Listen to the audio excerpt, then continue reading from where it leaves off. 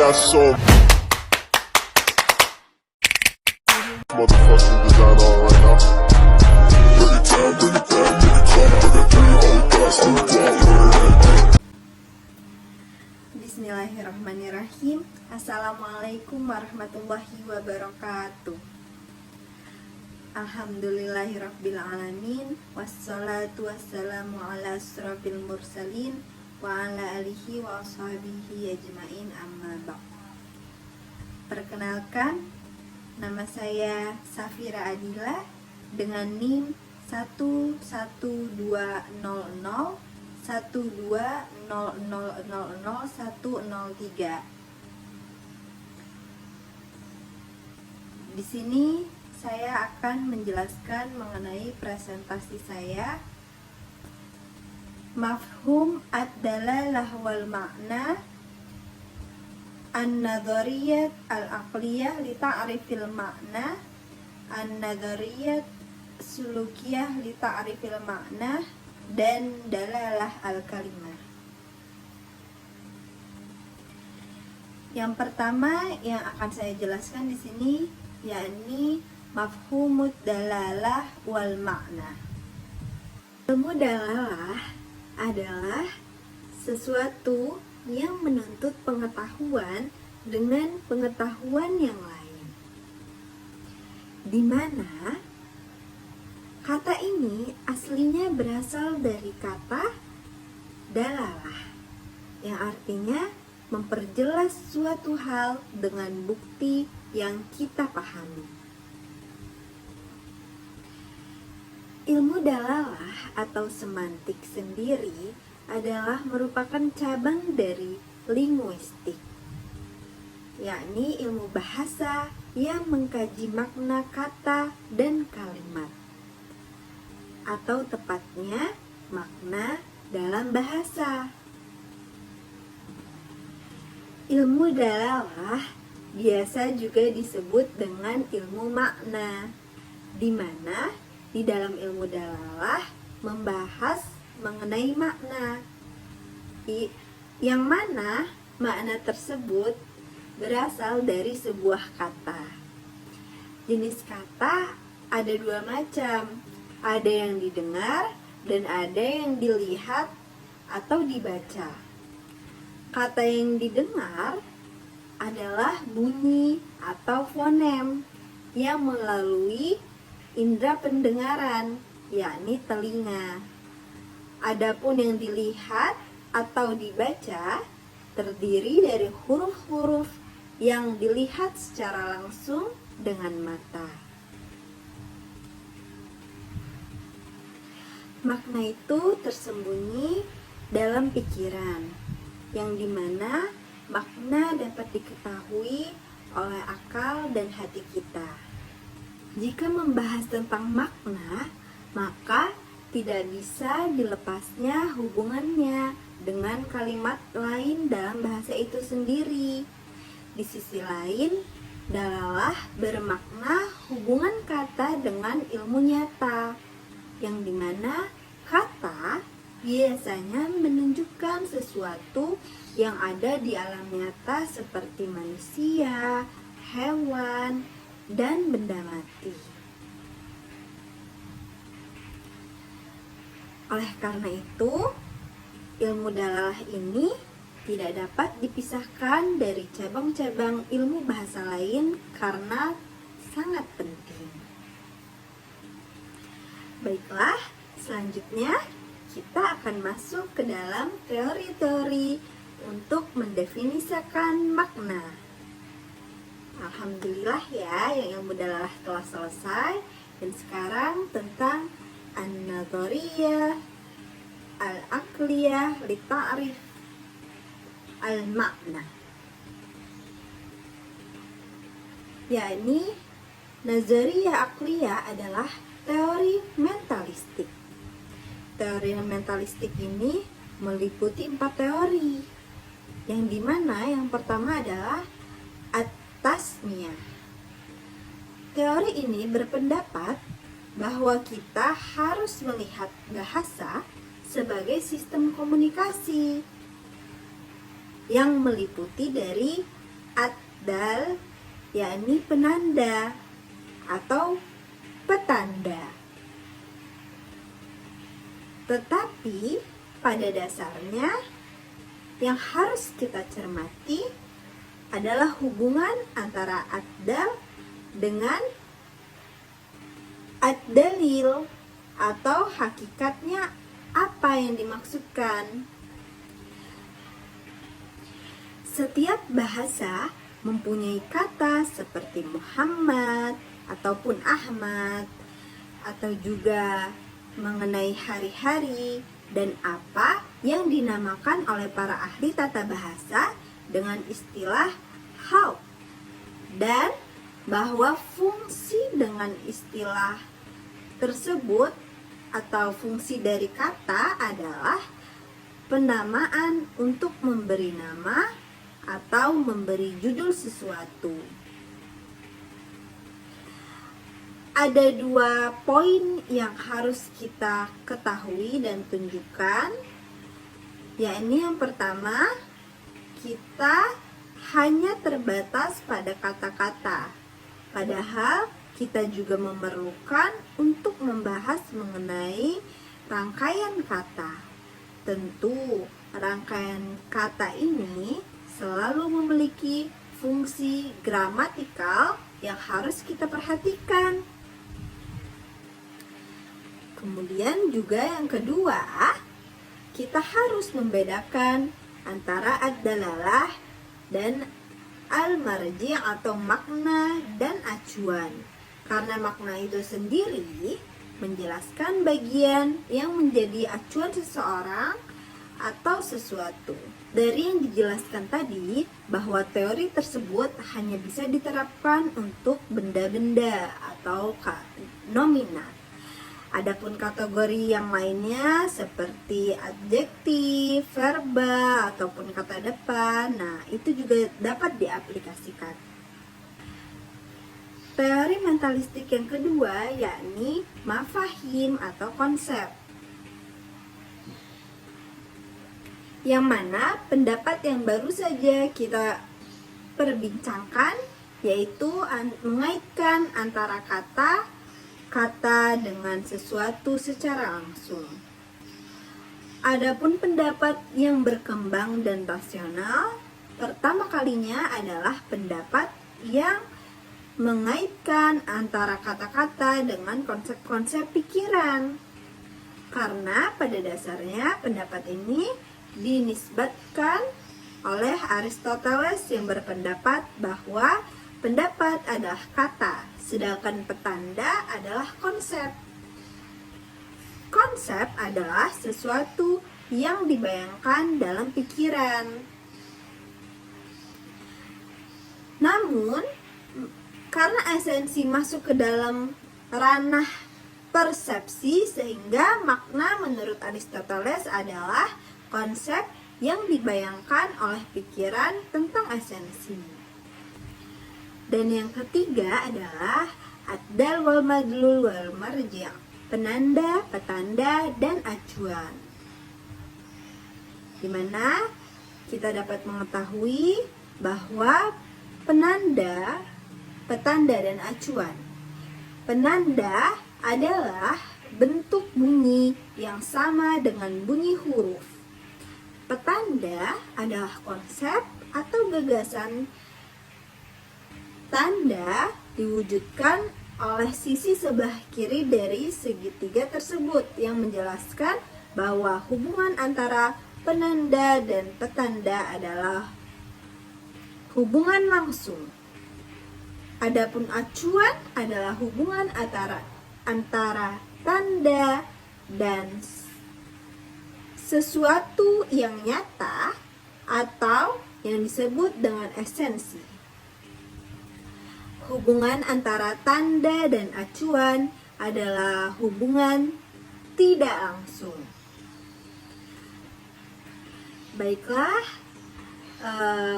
agar kita dapat lebih membedakan antara makna dengan acuan, maka makna itu tersebut berhadapan dengan acuan, Dan kita telah mengetahui bahwa yang namanya acuan itu terkait dengan hubungan antara unsur-unsur linguistik dan unsur-unsur non-linguistik itu sendiri. Maka ditegaskan kembali bahwa semantik berkaitan dengan cara yang dihubungkan untuk bahasa kita dengan pengalaman kita. Atau perlu dijelaskan bahwa acuan merupakan unsur pokok dalam semantik. Dan saat yang sama, hubungan-hubungan antara makna merupakan bagian penting dalam kajian semantik. Selanjutnya, teori mentalistik yang keempat adalah konsep dan nilai. Meskipun De Saussure tidak menjelaskan ciri-ciri semantik dalam tulisan yang diterbitkan pada tahun 1916, yakni Essence in General Linguistics, ia tetap dianggap sebagai penemu ide dasar yang menjadi sandaran makna leksikal dan semantik struktural. Ide adalah nilai. Sistem linguistik adalah apa yang menentukan nilai, dan sistem tanda itulah yang menentukan nilai. Petanda tidak lain hanyalah wujud dari tanda. Contohnya, kata mouton dalam bahasa Prancis dan shape dalam bahasa Inggris mempunyai arti yang sama, namun memiliki nilai yang berbeda karena bahasa Inggris menggunakan mouton mengacu pada sepotong daging yang dipersembahkan untuk dimakan, sedangkan sheep mengacu pada hewan atau domba yang ada di ladang. Maka diketahui bahwa mouton dalam bahasa Prancis berarti binatang di ladang. Dan karena bahasa Prancis tidak mempunyai kata yang menunjukkan daging di atas meja, maka mouton juga berarti daging. Selanjutnya, setelah kita mengetahui teori mentalistik, maka pembahasan selanjutnya yaitu an-nadhariyah as-sulukiyah li ta'rifil makna atau teori behaviorisme. Teori behaviorisme dalam pembelajaran makna adalah teori yang memusatkan perhatian kepada pemakaian bahasa sebagai alat komunikasi dan memberikan perhatian kepada aspek yang diamati secara konkret. Teori ini berpegang kepada dasar teori behaviorisme dalam ilmu jiwa. Teori ini berpendapat bahwa tingkah laku manusia dapat dijelaskan secara sempurna dan cermat dengan cara menangkap gejala-gejala psikologis dan materialistik yang lain yang mengantar tingkah laku manusia. Bahasa, menurut Bloomfield, adalah respon dalam bentuk ujaran terhadap stimulus yang muncul dari lingkungan. Oleh karena itu, bahasa merupakan salah satu bentuk tingkah laku jasmani manusia. Berdasarkan penjelasan yang telah saya sampaikan tadi, dapat dikatakan bahwa teori behaviorisme dalam memahami ataupun mengidentifikasi makna suatu kata atau ujaran melalui rangsangan atau stimulus atau tanggapan respon yang ditimbulkan oleh ucapan tersebut. Dalam pendekatan behaviorisme, pendekatan ini adalah menganalisa bunyi ujaran sebagai berikut. Adanya ujaran sebagai perangsang, yakni bahwa memandang ujaran adalah sebagai rangsangan dari jawaban. atau stimulus dari jawaban. Contoh yang sering dipakai adalah ilustrasi Bloomfield dalam bukunya Language. Ia menceritakan kisah tentang dua orang, yaitu Jack and Jill yang sedang berjalan-jalan. Di tengah jalan, Jill merasa lapar dan melihat buah apel di pohon. Dia membuat suara dengan lidah dan bibirnya. Jack melompati pagar dan memanjat pohon apel itu, lalu memetik buah apel dan memberikannya kepada Jill. Kemudian, Jill memakan buah apel itu. Bloomfield menganalisis rangkaian peristiwa di atas dan membaginya menjadi 3 bagian dan urutan waktu sebagai berikut. Pertama, peristiwa-peristiwa praktis yang terjadi sebelum bicara, yaitu yang menyangkut penutur Jill atau disebut stimulus. Kedua, dapat diamati yaitu wicara. Dan yang ketiga, peristiwa-peristiwa praktis yang terjadi setelah wicara, yaitu menyangkut Jack. Oke, dan kemudian juga ada ujaran sebagai rangkaian asosiasi. Kalau rangkaian ini kejadian yang berhubungan satu sama lain. Karena itu, kalimat tersusun sebagai untaian kata-kata yang masing-masing bertindak sebagai jawaban yang mengikutinya. Selanjutnya, bunyi-bunyi pada kata-kata sebagai untaian perangsang jawaban atau stimulus respon. Selanjutnya, materi yang terakhir yang akan saya sampaikan di sini tentang dalalah al-kalimah. Dalalah al-kalimah adalah kata-kata yang sama artinya dengan kata-kata umum. Pemakaiannya sudah lazim, namun para ahli tata bahasa membedakannya. Kata itu berarti pengucapan dan cara bunyi yang dihasilkan. Adapun yang menghubungkan bunyi-bunyi yang diucapkan dengan makna, itulah kata. Beberapa kesulitan yang dapat kita ketahui bahwa yang pertama, tidak semua kata mempunyai arti yang sama dengan kata lain. Contohnya seperti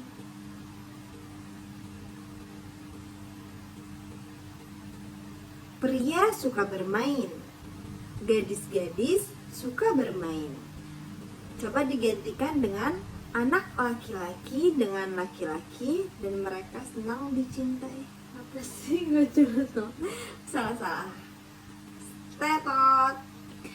Yang kedua, kata-kata bukanlah unit linguistik yang spesifik. Para ahli bahasa percaya bahwa kita mungkin mencari batas-batas ini dalam apa yang disebut tekanan. Artinya, bunyinya agak lebih tinggi di bagian ini dibandingkan di bagian lain dari kata tersebut.